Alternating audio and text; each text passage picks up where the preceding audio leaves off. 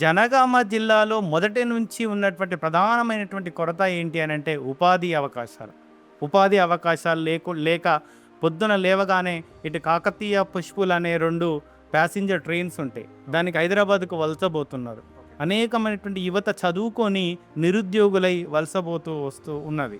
ఈ ఈ అంశాన్ని మనము తీర్చడం కొరకు ఒక ఇండస్ట్రియల్ కారిడార్‌ని ఇక్కడ సత్వరమే డెవలప్ చేయాల్సినటువంటి అవకాశం ఉన్నది. అలాగే విద్యా, వైద్యం విషయంలో కూడా ప్రభుత్వాలు జనగామలో దృష్టి పెట్టాల్సినటువంటి అవసరం బాగా కనిపిస్తూ ఉన్నది.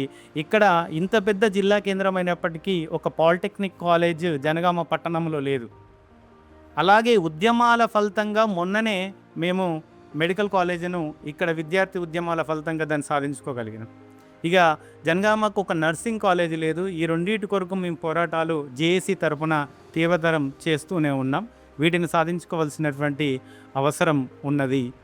మా జనగామ మా జనగామ ఉద్యమాల పురిటి గడ్డ మా జనగామ మా జనగామ మా జనగామ ఉద్యమాల పురిటి గడ్డ మా తెలంగాణ.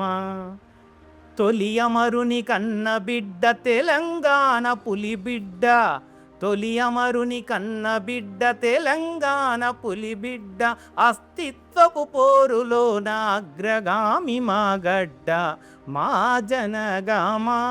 ఇలాంటి జనగామలో ఉన్నటువంటి సమస్యలు ఏంటి అని అంటే, తాగునీరు కరువాయే, సాగునీరు లేకపాయే, కొట్లాడిన జిల్లాలోన కుదేలైన భవితవ్యం, ఉపాదన్న ఊసులేక వలసపోయిన మనసులెన్నో మా జనగామ మా జనగామ ఉద్యమాల పురిటి గడ్డ మా జనగామ అని నేను రాసుకున్న ఈ పాటని జనగామ సమస్యల మీద.